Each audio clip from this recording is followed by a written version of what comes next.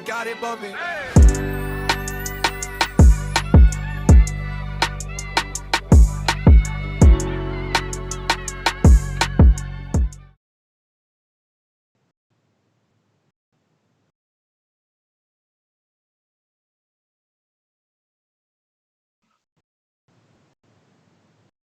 What's up? What's up?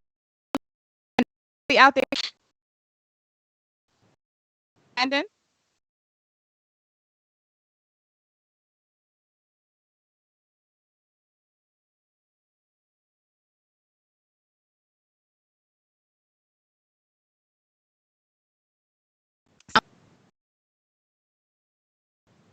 All right,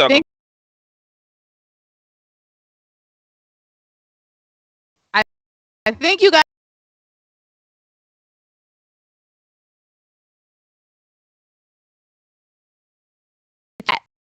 Please let us know in the chat.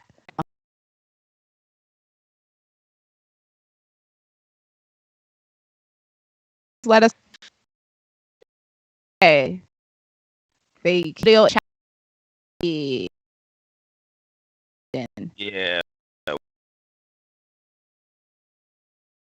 What about?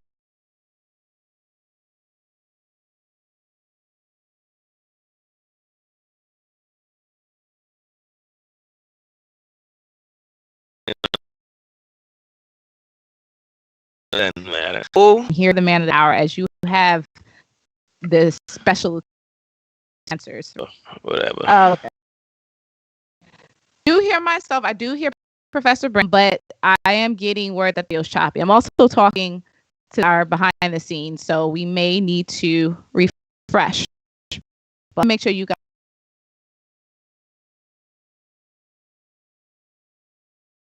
can hear important resources. So we want to make sure you can hear us very clearly.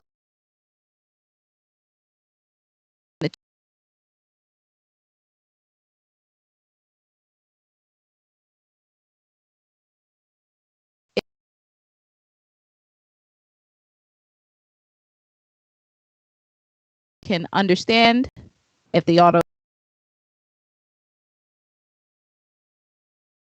is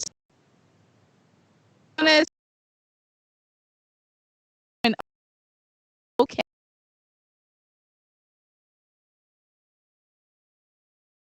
Body to the phone that we are been having this to coronavirus, COVID. We want to talk about. So in order to do that, with at appointments at Harvard and currently a professor at Brown University.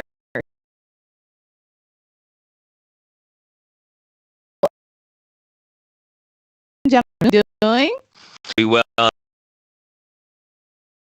Like we really know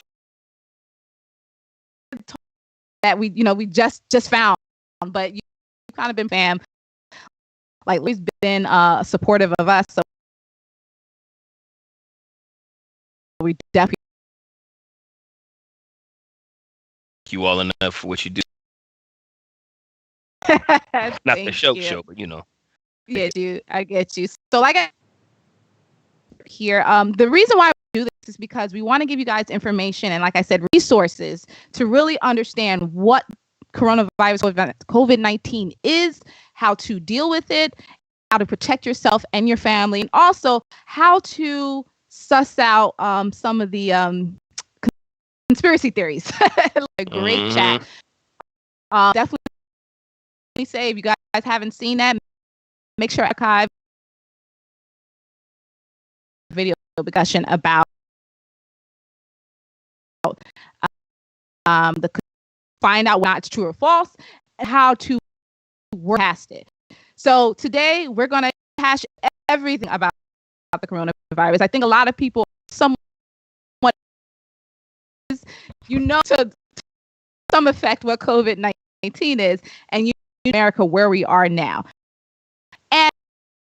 And I want to go right into where little by little states are opening. And I say little by little, but it really just feels like the whole country at this point.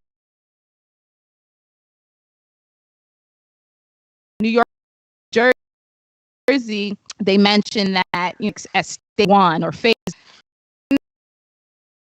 but less children are being allowed to open. So last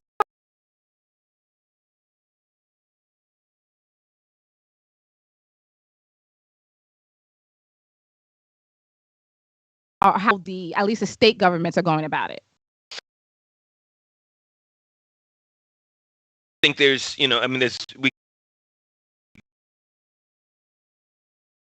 states many ways.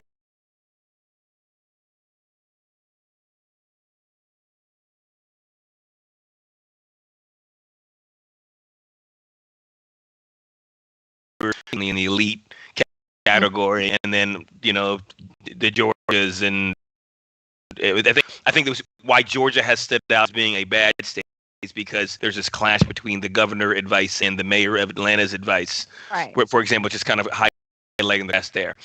So I guess I think that's been the divide, and yeah, I think everyone now is trying to have a conversation about reopening, and some people are just kind of reopening. I think the evidence states, if you will, the ones with science are, and I think the basis for that is, people really do need to get to work, and I think that's, and it's not back to work for the sake of working. It's work, people being able to carry on their lives. So they're trying to be gentle in phases.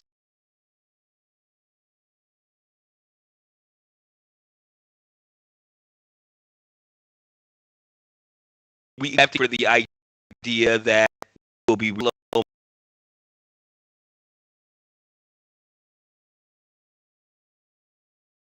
Hopefully also on YouTube, also see us on Facebook. In those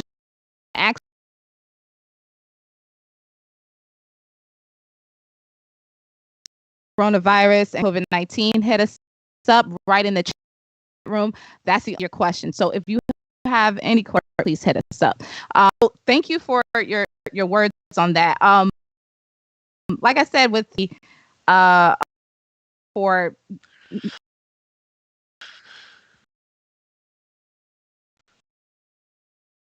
guess not like we're not up the TJ Maxx is letting people go ham, right? We're ourselves with wearing masks, gloves, or whatever. Well, so like let's do this, and if we do these things, kind of like with good.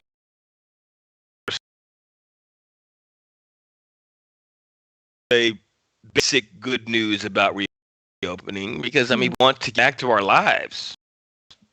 At face value, the notion that in prison in our home, we feel like at least can feel little. But part reason, let's give the most optimistic or positive or upbeat reason why we're okay. If we it was because we know more about this disease now than we've ever known. It's no longer the thing anymore, right? Or rather, we will continue about this disease for years.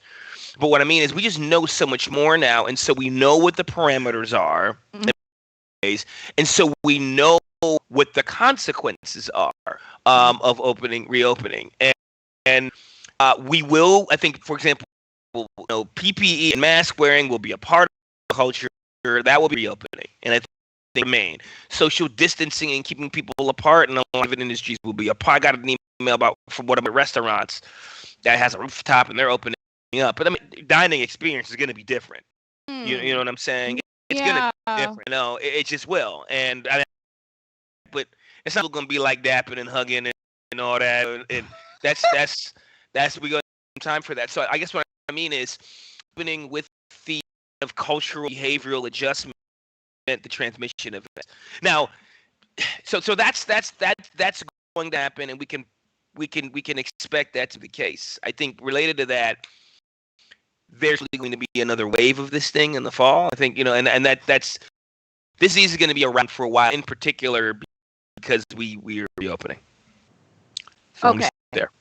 Okay. Now you something that made me think about like process of how these businesses are going to be able to, that they're going to have to modify and able to let us go in there. Now, I did see something, I call it a chart, whatever, but that basically expressed what are the safer places to go versus not as safe right now. And they listed a lot of stuff about outdoor activities or outdoor based areas, whereas more enclosed, you have a higher risk. Is that something that is accurate? And how would you, like, how do you gauge the risk? Well, so we have now several studies. There's a really big and important, interesting one that talked about, this is brand new, that talked about fitness jigging out, and they actually traced this kind of infection network to this exercise class. Okay, yeah. Oh, so those people screaming about go to the gym just in front of City Hall, dummy. This is where it started. maybe for you. Well, indoor stuff is more dangerous, and people in close quarters where the thing about working out is you're shedding a lot of droplets, as we call it. You're shedding a lot of virus. Right. What's interesting is they compared that fitness room workout network to one where there was yoga, and the Pilates and yoga one did not have a lot of transmission, right? So the idea is the exercise and the sweating and the movement that actually was creating the Rubik lot. So they get about certain types of things versus others. So indoor things where people are in close proximity and there's like a lot of something like that. Now outdoor stuff is going to be a little bit better. Outdoor stuff is going to be better for that reason. Things aren't quite as enclosed. There's sunlight, right? Sunlight is not, that can kind of that can kill the virus populations, and so that gives us a picture. So so things with close proximity, things that are indoors, things where you're kind of exerting a lot and shedding a lot of droplets via sweat or what have you. Those would be things that are a lot more problematic. So the club is not safe. The club, unfortunately, and I know I'm heartbroken. Club, I might have to wait a little while. So heartbroken, by the way. It's club season now. This is when I can break out my outfits. They just gotta sit for a while, I guess. You know what I'm saying? No. I'm going to take a question from the chat. This one comes from Crown Me Maya. They write, how many years do you think it would take for us to go on this? So, the question there is a good one. Depends on what we mean by hand. And then to give you what the various hypotheses for this. There's one that says this will just be this around kind of indefinitely, right? This would be a disease that's around. If we are able to find an effective vaccine, it'll be vaccinate against. Handle is interesting because when I hear that, I feel like a comfortable understanding of, right?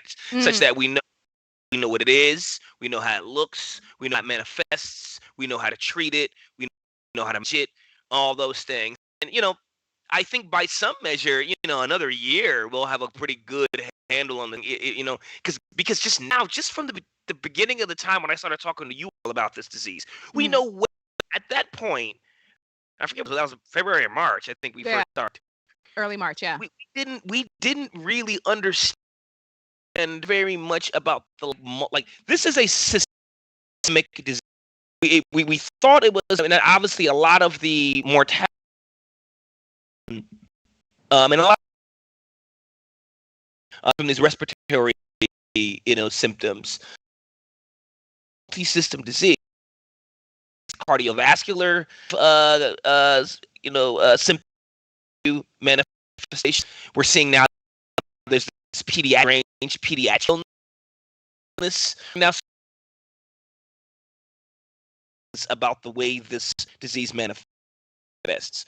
We have all these. That's the weird thing, right? We have these success stories now. New Zealand has been one, but there's been more, and I think even places like kind of was marching back and it kind of readjusted. So all success now. So we have a good handle on it now.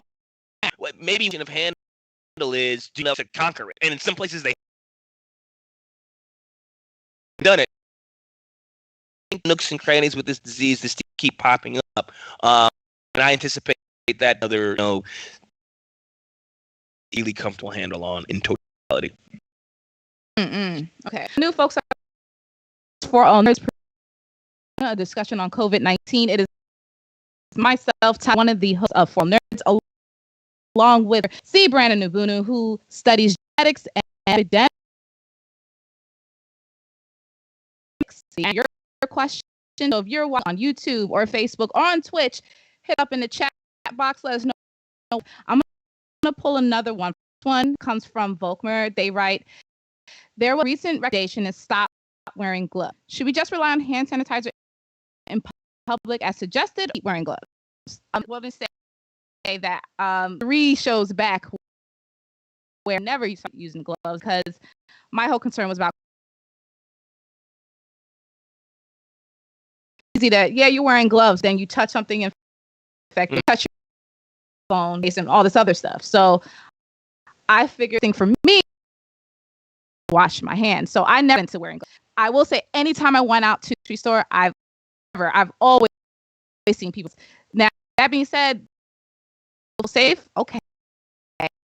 As the question goes, should they just relax, or should they continue what they're doing with the? I don't know where that recommendation came from formally, foundation, but let me try to unpack why it came from. And I think, Anna, you got after some of it. They are venting as an info from the if living somewhere in the world from being able to get into my body, right? Right. But that does not mean that my not an instrument of trans. Now it's just serving as a mosquito, right?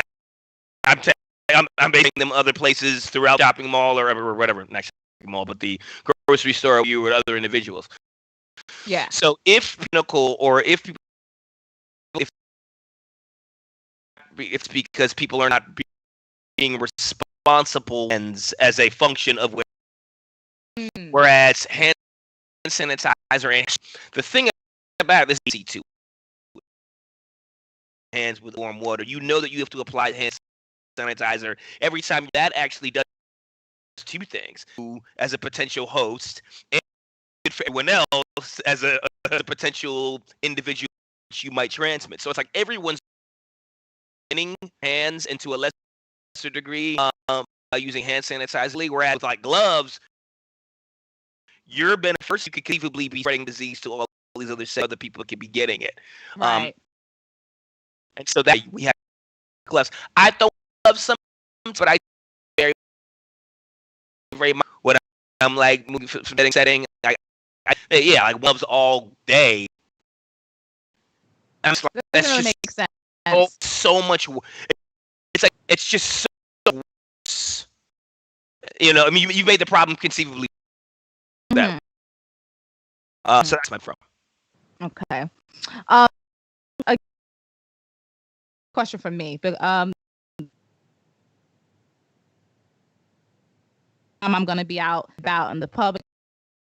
Always wear one. But one thing I realized and noticed is that everybody, including myself, has access to multiple masks. You know, being able to wear a new mask every day, that's possible.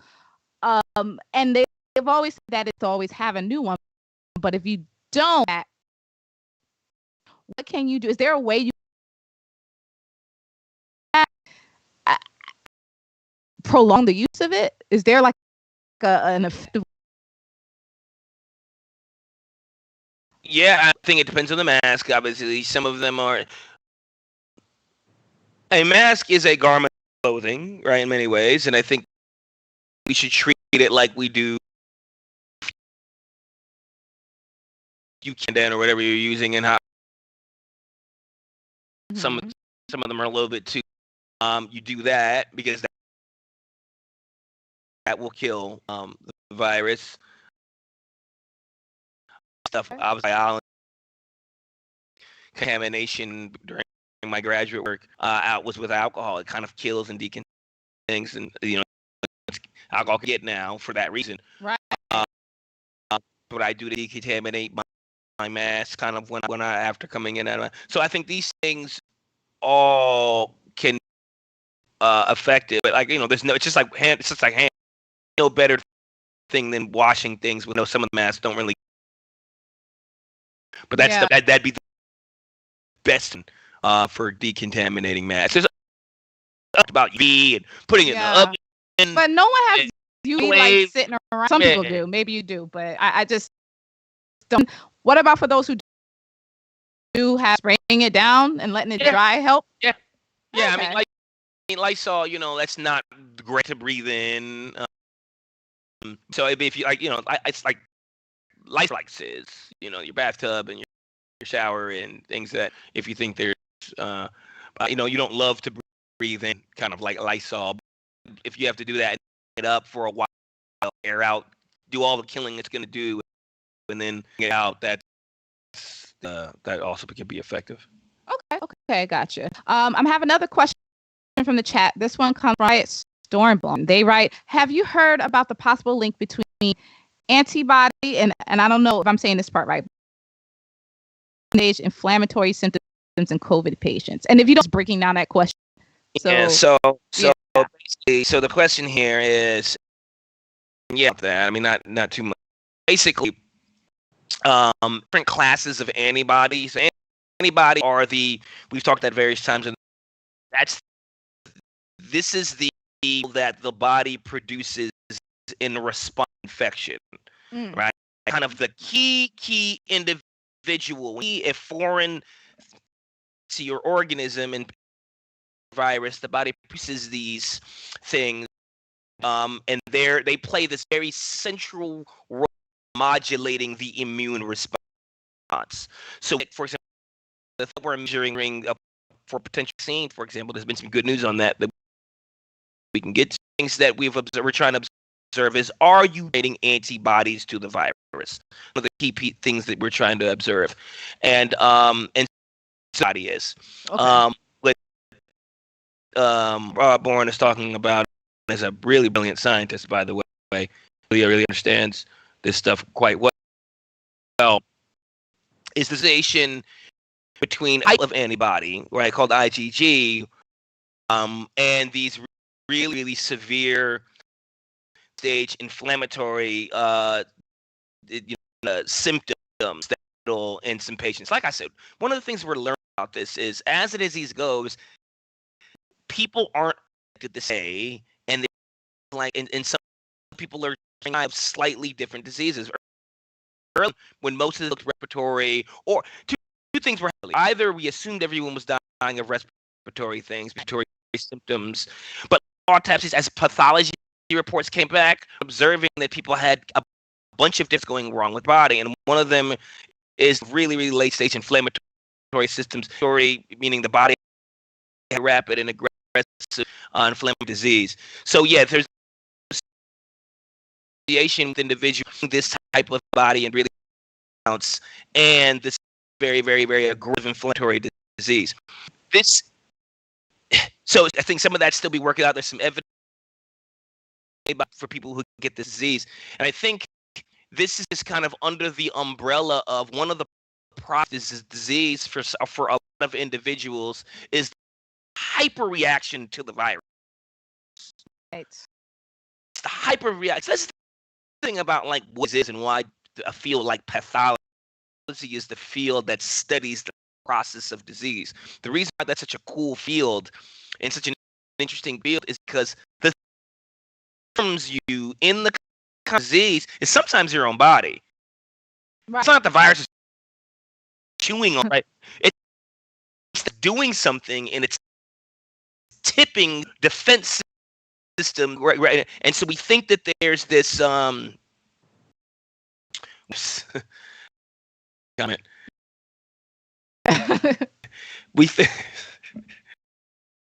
Shout out to Adi, dear brother from Howard, actually. I saw on the daily. Yeah. That's my dear brother, brilliant brother who I love very much. He's a fool for that. But the point is, IgG, kind of one of these things we're associated with inflammatory, resolving some of the details there.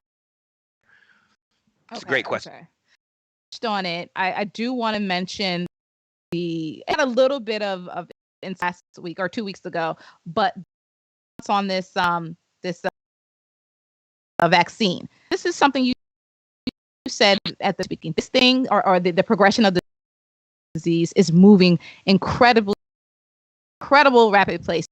where literally every day we're getting some new information. Yep. Now, within a week and a half, 2 week period, seems to be prominent. The stock market went up like 700 points because of it. It's just a pipe dream, or where again, when we first started, they a vaccine to 24 months. It's been 4, so where are we? Well, 4 for the U.S. A little young for this, but you are from the U.S. So that's good news about the vaccine. Talk about that, but in the immortal brand being, slow down, slow down. Everybody has to slow down. So what the good news is, 2 good news. So number 1, there's a lot of good news in the vaccine. Over 200 drugs being tested right now, and I think it's over 90 different candidates being tested right now. Wow. Yeah. Right. So a whole lot of different people are working on versions of a vaccine. There's one company. Much of the company is an mRNA-based vaccine, which basically demonstrated, like I told you before, it kind of like body something that looks like SARS-CoV-2, and the body kind of elicits this immune response. Now, what is it? What's the good news? The good news is the body seems to. There's a set of cohort of patients across decades of age, but mostly we were in older folks. But they, from spanning kind of various ages, people are eliciting an immune response to the virus. So people have antibodies. This antibody, this signal that that there's a object in the body that we have to fight off. It is triggering the immune system. People are generating antibodies to this vaccine. So basically, the virus is doing enough job imitating. We are triggering an immune response. That's good news number 1. Okay. Good news number 2 is that it's safe. Seems safe. Seems pretty safe. Right. And that goes into the whole aspect of trusting these vaccines. Like a lot of people I know, like for example, something like the flu vaccine, don't trust it and will never take it because it's all sorts of things, the government tracking, this other stuff. But what about this? Like you say, it's safe, but can it be trusted? Well, I mean, I think if you had a whole people, the way these clinical trials work, right? You have this candidate, right? That's what one really is about. It's about whether or not if you give scene, right, to a cohort of 100 people, are people dropping out because they're nauseous? Are people establishing a rash? Is there any kind of like thing? That's what happens with a lot is why a small fraction of drugs and vaccines that go on trial actually make it to market, right? Like very, very few, because they get swallowed up early in these where they're not safe or they're not well tolerated by the body, right? So maybe you trial or a vaccine trial only on white people. Mm-hmm. Or maybe you ran them only on skinny folks, or maybe you ran them only on young folks. Or this is why you have to kind of be, mindful of the individuals that you're designing a trial around. And so, this trial looks pretty well rounded, and it looks to be pretty well tolerated. So well tolerated and rates an immune response. The slowdown part is right. Like we don't know yet. No, everybody feels like they're jumping the gun. I'm like, wait a minute. Yeah, I know this takes some time. Well, I mean, it's exciting because again, if we get there, these 2 things have to be true in order for us to get there. It's just more like that's just we really need to think. New York Times had a great. Been doing these really excellent videos where we can like toggle with things, and they have like line for vaccines, and then they allow you to switch. Maybe I can send this and we can tweet it to people, or we can figure out a way kind of references. Because they actually you can toggle things to see how long a vaccine would take if certain things happened or didn't happen. Or like for example, there are certain kind of like government provisions, and there's like they're like you can pass certain laws that allow certain things to be done faster and stuff like that. And so I mean, even there's like a set of perfect storm situations that talk about a vaccine being done by like February 2021. but it's just a shocking number of actually perfect things have to happen in order for that to be done. So, so no, I think it's promising. I think, again, I told you 95 different candidates, a lot of people are racing to get it done. And you know, so I feel good about that. I just think that enough to make me kind of back business as usual. No. Okay. All right. So for the join, I know rooms are filling up. We are live on Twitch. We're live on YouTube and on Facebook. This is For Nerds. We're talking about COVID-19 with the Professor Brandon Ogbunu, who is an epidemics and genetics expert, amongst many other things. He has the creds. Google him. And we're talking about all of the things that are now leading up to, I guess, the reopening, if you will, of America. And also answering your question. Please put it in the chat. That's the only way I'm going to be able to see it. Ask every question you have, and we'll answer it. I do want to pick up this one that did come from, you said you're actually, how do you pronounce his name? I'm reading it right. Adi Bogati. Adi Bogati. All right. Adi Bogati writes, how do people of color begin to trust the medical institutions once a vaccine is available? Many people have hangups and distrust, and that's something that I just touched on myself. Yeah.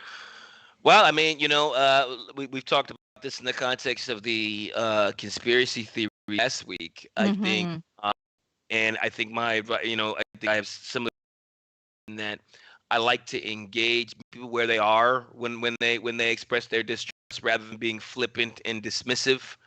I think you say, well, why do you distrust? Try to walk people gently through your understanding of what the data and the science says. And I think, with some engagement, humanize their cynicism.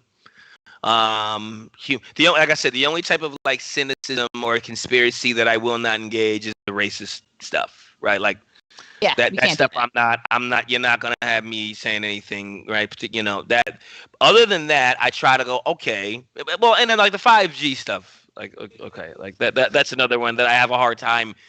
But I think the general skepticism of the medical establishment, for example, is perfectly well understood and well founded. And so I'll try to say, hey, why do you feel that way? All right, you know what? Let's walk through the Moderna vaccine. Let's walk through the mRNA one. I really talk to folks not differently than I talk to the folks on this show when I came on. And I think if you do that from a place of understanding and empathy, then I think that can go a long way building that trust. Right. From a personal perspective, again, I feel are more educated, but I don't know, as time goes on, I'm just not 100% convinced, because I still feel like I keep hearing just wild statements being made, like it, and that before. But can you just please reiterate where people can go to get accurate information about how to deal with this? Yeah, I mean, I think the CDC's come under some fire from a lot of my colleagues for the way that they allowed themselves to be bullied by 45 early. But I think the CDC.gov coronavirus information is good. And I think they have some extremely, really some of the best people in the world working for them. And so I think that is the first place I would go and do go for what the consensus of experts are saying about, and people who, it's not just experts in with titles. I mean, people who are actively researching these things. And I think that's where I would go for the best facts and the latest facts about the virus. Okay, so you can go to the CDC to get the basics and the latest. And also is in the government themselves, whether the local state governments or even the general federal government. I mean, if I'm in a state such where my governor is like, hey, go to the bar, do this, do that, it's open. And I'm sitting here like, but it's clear from the scientists that it's not safe. Like, and I guess just getting some advice from you, like, people are going to be dealing with lots of like bullying, peer pressure, all this stuff.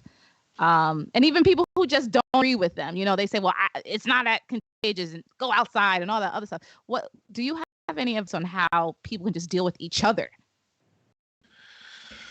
I would, if, I would act like this thing is still around and is going to be around. I think we should do what to do to protect yourself and your loved ones. I mean, I think if you really, particularly if you have individuals who are at high risk for this thing, I think what's happening is have never dealt with anything like this. We are tired of social distancing. There's real concern about the economy. So some of these concerns and the things that are motivating us to reopen, some of those things are valid in terms of the economy, and some of those things are just cultural. We're just not used to this. So as we reopen, as slowly, just remember the reopening is just a policy that was passed by a politician who just got a bunch of advice. Like that's not absolute. Like you can live the same way folks are like protesting and being acting like about having to social. When we haven't social distanced, no longer social distancing, society's reopened. You should protect yourself. Right. And if the club is open, you probably, if you really are worried about you getting it or spreading it to other people or spreading it to somebody you care about, like you probably shouldn't go to the club. So my point is, remain personally vigilant because this is a virus. Obey our policies. It doesn't stop transmitting because we decided to open up the economy. Like that. It just doesn't work that way. Like it's gonna be here. It's going to be spreading. There's gonna be another way likely. This is going to be around for a while. We're talking about 90,000 deaths. Yeah. Right. And so it's like shocking, and that's almost certainly an undercount. So what I'm saying is, I mean, I think we're going to continue to see a lot of pain in the country. And so how do we, because we now know more about this disease, sure, we can feel a little more comfortable engaging in parts of our lives, but I think we should remain vigilant about hand washing. We should kind of limit our contact with individuals, and because this is going to be around for a little while. Right. So no Coachella for a while. No Coachella for a while. I mean, even if Coachella opens, it's like the thing. Coachella might open, but people at Coachella don't have me on their board. You know what I'm saying? They got people who want to make Coachella money on their board. And I think, and I understand that, because livelihood depends on Coachella money. Like, I empathize with that pressure, but that has nothing to do with, like, from the virus perspective, they like, yeah, okay. You know what I'm saying? Fine. You open up, cool. We'll continue infecting folks. So that's cool for me. So COVID-19. Continue to be mindful. Okay. Last we chatted, you mentioned that your lab was working on a few things. I know that you guys were seeing how the virus lives, how long it lives, rather, on differences. Did you guys come up any new developments from these studies? Yeah. So we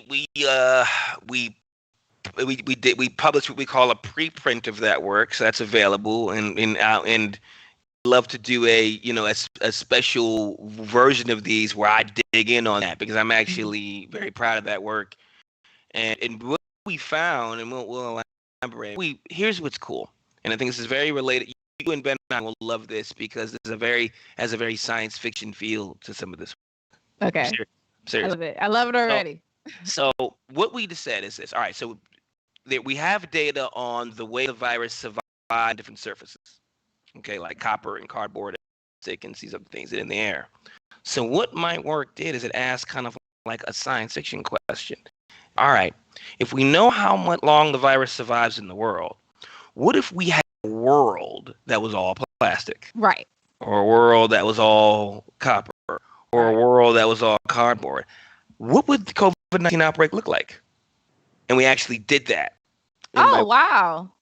And what we demonstrated in our work, this is really, really cool, is that the disease spreads so much faster on plastic than it does on copper. It's way faster on plastic. So a plastic world, when it's living on plastic surfaces, it lives longer.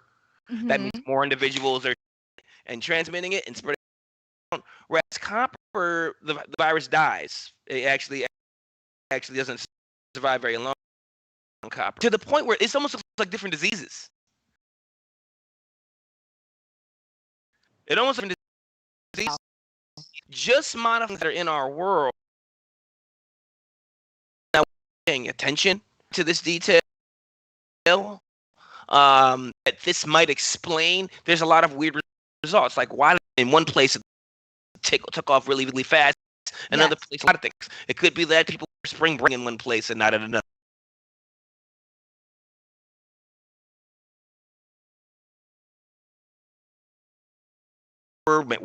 One of those things that my group suggested is that it could be where it's living, right? And if it lives in certain places, it can get around faster. This can influence the way medical devices, our healthcare settings, make you think you got a lot of settings. You might want to be wiping that. You know what I'm saying? It can make us more mindful about kind of how wiping things down. Think even the composition of our. There's a comfort mask. So that's what my work is, and we continue to kind of think about subtle things about how the world is structured that maybe influence how this virus is spreading, and things we can begin to think about. So does that make sense? Like, and what you said about between where they are working on ask maybe very thin and light, all the other stuff, but I'm again on shift of the paradigm shift, at least in the U.S. Live going forward, like just this screaming at the top of her lungs at they offered for her. They offered her of alternatives, and she was like,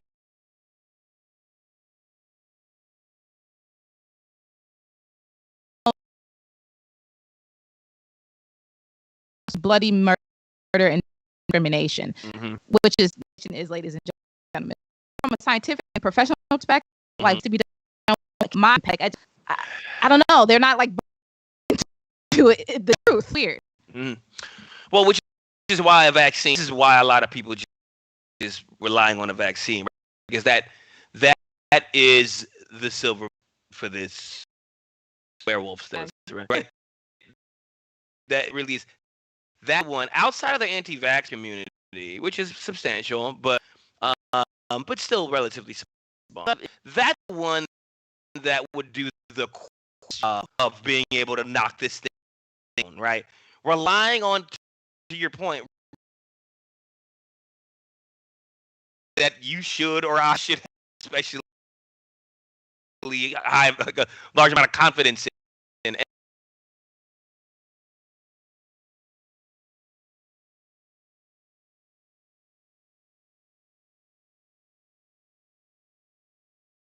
It's a bunch of different countries. In fact, within some states and some people, it's a bunch of different countries. People see things so staggeringly different. I mean, basic messaging about what's right is hard to get. Whereas vaccine thing that but find that crazy individual who was shouting at the store manager for not being able to get that woman to get a vaccine, a shot. Which like is that, so wild to me. It's like you wear something that is not permanent, you can take off, and it's not the moment someone says no, and put something to your body that wasn't there before. It's like, okay. Yeah. Well, I mean, and again, just the cognitiveness is just really. It's been weaponized in politically unfortunate way, and I think and that's the saddest part of the pandemic to me. Number of people who've lost their yeah, a lot, yeah. That you mentioned from where can they get a preview in your lab? So I think, thank you for that. I think we can I don't know if I can post that here. Post that here. Yeah. If the chat doesn't allow the link, we'll post it on our social. So if you like Twitter / nerds. I think when it comes out, putting this out there for you and Ben, I think do is a whole like study release party. I'm actually doing like an album release party. But I'm doing several studies in this stuff that are all coming out within the next, so my point is, as they get released, I'd have sessions where I can answer questions about the world, releasing the way it forms, think about COVID-19. But the point is, that print is up. We'll make sure that that link gets posted on the socials. Okay. One point is what we, and I mean, you expressed it very clearly. It's the fact that yes, things may be open, but it's incumbent. So right now they're talking about hearing about all the beaches opening, especially the weekend. More the weekend is each day. I myself, I was at the shore last week. It was a reward, but it was in Jersey, and there were people, and it wasn't too many people at the time, so people were wearing their masks, and that's where more probably going to be nice and be amazing. Are you telling me that go to the beach, or are you telling me to be really careful if I want to go to the beach? Yeah, I mean, you're not, ain't you wrong in saying you're an island? You're island folk. I'm a folk. Where did I get that from? Maybe I'm thinking about somebody else. Everybody thinks that is fine. Yeah, because you're from Brooklyn. Anyway, I'm not here to say, you can go outside and you can go. I don't think anybody get advice on that you cannot do anything in life that makes you a happy person. I asked if I didn't know whether or not. That's, I don't think that's fair. To you should be mindful. Like, still, the virus can easily spread between an individual in a setting like a beach. So my point is, I mean, if you're social distancing and you're kind of not in any particularly close individual, you should. I think that's responsible. Be responsible. There's like a million people on the beach, and there's no way for you to distance. I think that's going to be a little challenging. Yeah. A little bit, Can you see? Yeah, we could. The sun just came up here. I mean, I think practice social distancing. I understand the desire, and I think that's important for your well-being. But I mean, the notion that we should be just celebrating a duel, I just understand it. It's bizarre. Yeah. Okay. So when again, saying you go outside, enjoy life, it's you just have to do it and have some standards. And under those, what questions to ask or things that you want to make sure are in place to ensure that it's safe environment. So for example, we go to the grocery store to wear masks and so on and so forth. What should we look in these establishments? The grocery stores, or some of them have done different, but they've established a pretty good way to deal with this problem. The fact that the infections are found in New York, that's what I mean. A lot of good data.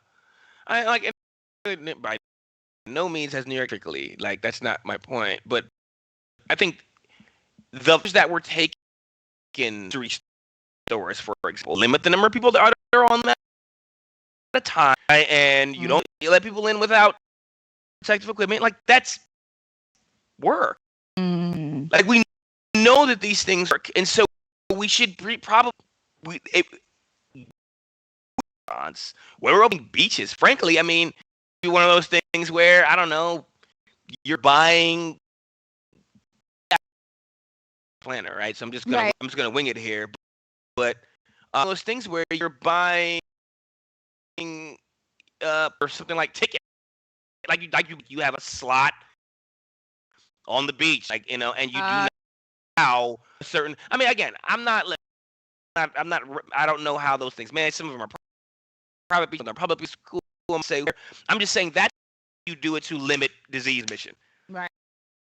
Because we practice works in a group setting. It has to happen. It's limiting the concentration of people, and increasing utilizing personal protection in these settings. Those work. So why should we back away? So if we have to do them with that in place. So to answer your question about that place, well, restaurant, what their policy is. They're like, oh yeah, this one of people. I feel a little bit better about that. And can you tell me workers? Oh, workers. Cool. That's a perfect, and frankly, that should be on their website. You know, I feel like most places you want to go have dinner are probably gonna have that on. But if places are just like business as usual, you just have to science at this conducting business as usual. It isn't usual. This is 90,000 people that are lives. I mean, perspective, annual death toll is like higher than the HIV pandemic in the United States. That when you put it in perspective, I mean, I already. But the way you put it in perspective, it's bad. It's a disease, and I think we just kind of 45 makes it like worse by politicizing it and making it about freedom and these things that have. But I think it was not in place. Let's say we had 44, and let's just say we had Obama in. Our response was much more. We would still kind of cognitively unpaired with the idea we have a disease that dealt with in our generation. Absolutely. Folks, we have a few minutes more of our COVID-19 FAQ chat. If you are watching or face, can ask us questions right in the chat. We'll be able to see it. You can ask all your questions that you may have the virus, opening about how it behaves of your body, that other stuff. It is Mana King from For All Nerds of the show, as long as Professor C, who studies epidemics, any other science-y things around university. I want to pull this question. This one comes from Mayfield 2020. Give your thoughts on the theory may be mutating. Reinfection is possible. Immunity is guaranteed after initial infection. Great question. Actually, just wrote this also. So one of the things is I'm doing a lighting. I mentioned this earlier. I'm sorry. I think I mistakenly thought Quiet Stormborn was a scientist. A lot of science. I get extra Quiet Stormborn. So they mentioned that I do a lot of writing for the public about COVID, a lot of things like this, and about that exact issue, about the virus mutation. And I think there's a lot of stuff in the press right now about this milk. It's going to cause this, and there's a lot of my voices. The Sunday voice. Yeah, exactly. And there's a lot of fear mongering around. This strain does this, and this strain set down. At the moment, there is very evidence that there is like real set of different things. It's there's a lot of mutations are occurring because every time a virus replicates, you're going to get mutations. But that means it's an essentially different virus. In Tatiana, there's a lot of mutations between you and you're a much cooler than me.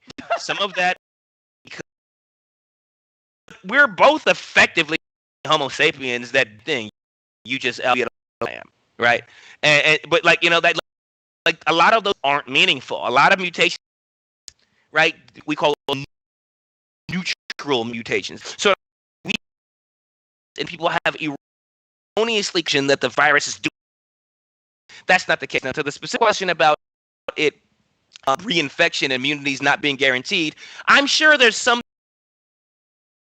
There are people that some people get the flu vaccine and still get flu at very, very, very, very, very, very, very, very, very frequent frequency. So I'm sure that's happening. If once you got it sick and you could sick again right away, this thing wouldn't away anywhere. Okay, that's an important. It never went away anywhere. Back into China, it would have hopped right back in the South. It would have happened. That you have individuals who got the disease, right, more than likely are much likely to get the disease. Maybe not, but are much less likely to get the disease is part of the reason why it's able to be controlled. And so I'm sure there's some people who can get the disease again. I'm sure there are, right? By and large, it appears like, right, getting the injection is protective. Okay. Crami Meyer writes another question. Children have been relatively spared with vaccine. Have been new research that showed they're now becoming equally as sick as adults. A little bit more. So, great question. So, number one, they still add everything in. Yeah. Add all the day. We're talking about 1.4 million here. We're talking about a lot of disease around the world now. Okay. So, when you talk about these people that have this disease, millions of individuals. Okay. What that means is, on average, are still spared relative to everyone else. Right. When you look at these cases, you now we're seeing these fraction of individuals that are demonstrating this kind of multi-system.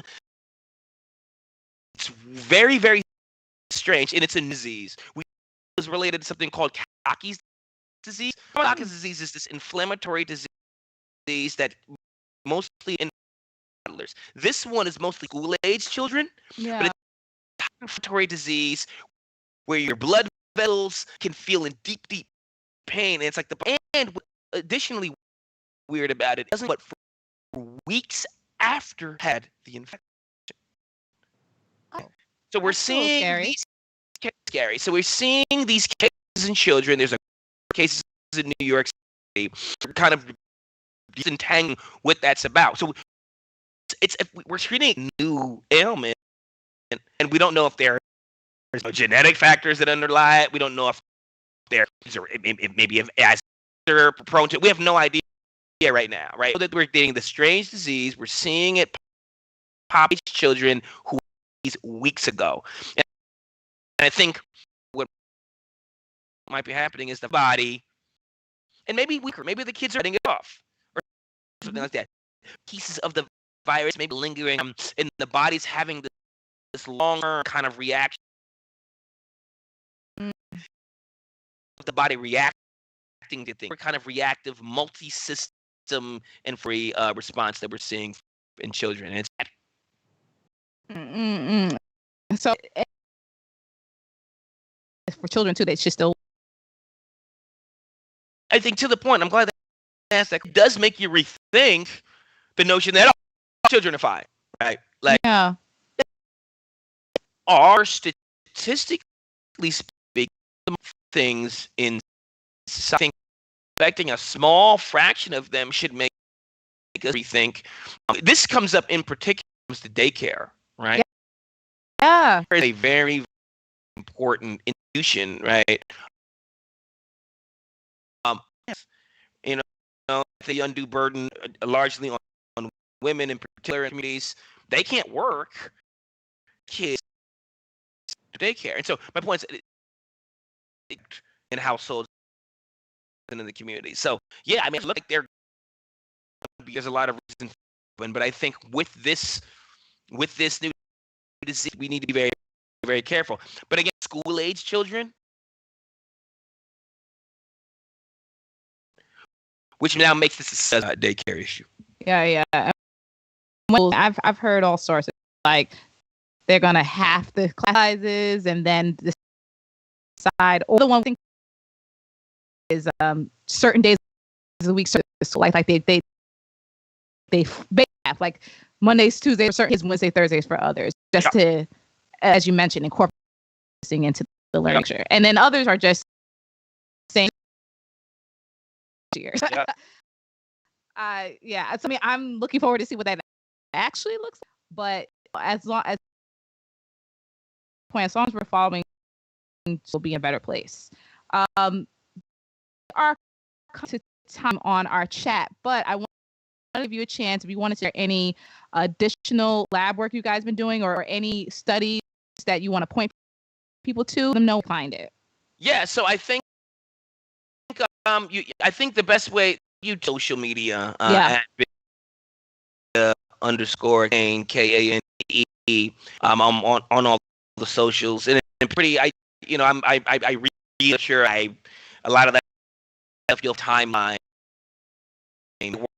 work on my medium.com/osis OG for right Plexus Plexus. That's my lab's webpage, and it also features a lot of my writing and what have you. Work there, and we'll do a good job of information to the forum. We can to the listeners. So that's where I would focus c.gov for good kind of baseline information on what's going on. The New York Times and the Washington Post coverage of COVID-19 is fantastic. Journalists Young, the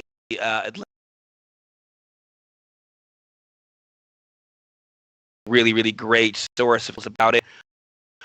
So I would do that. You can follow me, or see, I kind of try to promote a lot of really good stuff that, in my opinion. What did you white paper? I believe Print. Okay, I'm actually able to link in the chat. So where can people? Let me do that now. Okay. Do that now. There we go. Perfect. Boom. Where do you want me to send that? Send it to me. Send it to me. Send it to me. On Skype or something. Yeah, because I want. Yeah, Skype is great. Yeah. Because I want to make sure these links. I want to just reiterate that do these chats to tell you, us and nobody else. We're not sitting here. We're here to give you information on facts and clear data. So and like I said, the other reason we're doing this is because I've just seen go off a million different ways with so many different people sharing conspiracy theories and just all sorts of shit up. Like it's just really bad. So I wanted to make me and myself a space where we can give that actually studies these and have him speak to his expertise and really give you guys you can ask your questions. So I appreciate that you guys have questions, have been tuning in to these COVID-19 discussions. You wanted that on the study that Professor Brandon has been working on. Yeah.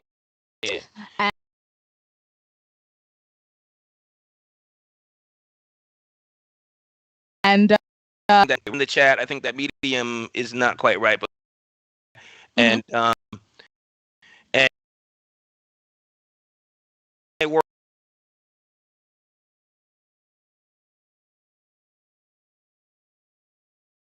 Science magazine about the mutation issue, about cutting mutations. I also shared that with you. Great. That's me, my DMs, my emails and stuff like that. And go from just anything else always happening. I'm gonna do these regularly. Or I'll do them anyway. But my point is, I'll do them anyway. But my point is, if you all are, with For All Nerds, and you should be subscribed to us.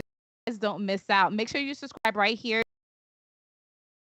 Twitch.tv/over interwebs, all over videos. Again, Facebook, YouTube. It's at For All Nerds. I'm at Tatiana King and Professor Brandon Ogbunu.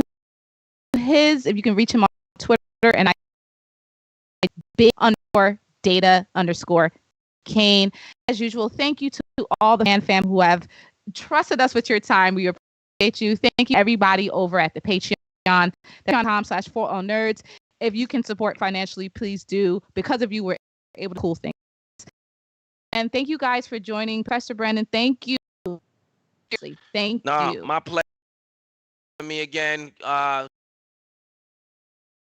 you for everything. Many people think really what you do is so meaningful.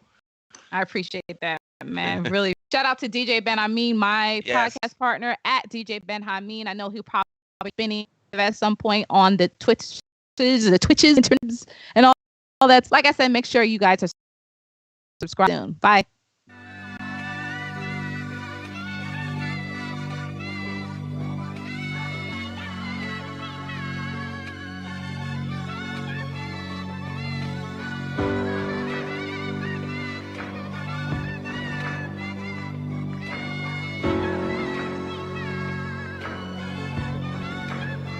Got it bumping.